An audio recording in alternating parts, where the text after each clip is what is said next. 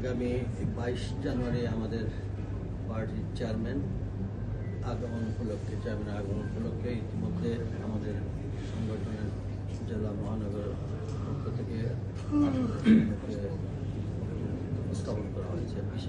তো আমি আজকে আমার নির্বাচনী এলাকায় মানুষের মধ্যে যে উৎসাহবর্তিকতা দেখেছি সেটা মানে অন্যবার দেখেছি যে আমাদের গাড়ি লাগবে, এটা লাগবে, সেইটার দিকে আমার মনে হয় নেতা কর্মীরা অপেক্ষা করতে হয়। সাধারণ জনগণও কারণ দীর্ঘ 20 বছর পরে, প্রায় 20 বছর পরে উনি সিলেটে আসতেছেন এবং ওনার আসার প্রেক্ষাপটটা এবার ভিন্ন।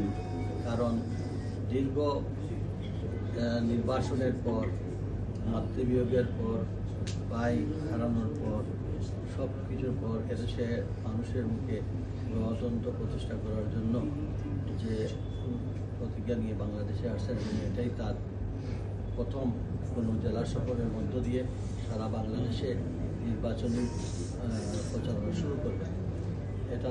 এটা অতীতেও আমাদের শহীদ প্রেসিডেন্ট জিয়াউর রহমান থেকে শুরু করে দেশনেত্রী বেগম খালেদা জিয়া এবং তার ধারাবাহিকতায় এবার তারেক রহমানও সেটা করছেন। আমার মনে হয় একটু ব্যতিক্রম ধরেই আমরাও চিন্তা করছিলাম যে সকাল 11টায় সিলেটের জন্য একটা কিন্তু এটা 10টায় সেটা এখন দেখলাম যে না, আমরা যেটা মনে করেছিলাম যে সাধারণ জনসভা মানুষের আবেগ তার চেয়ে বেশি।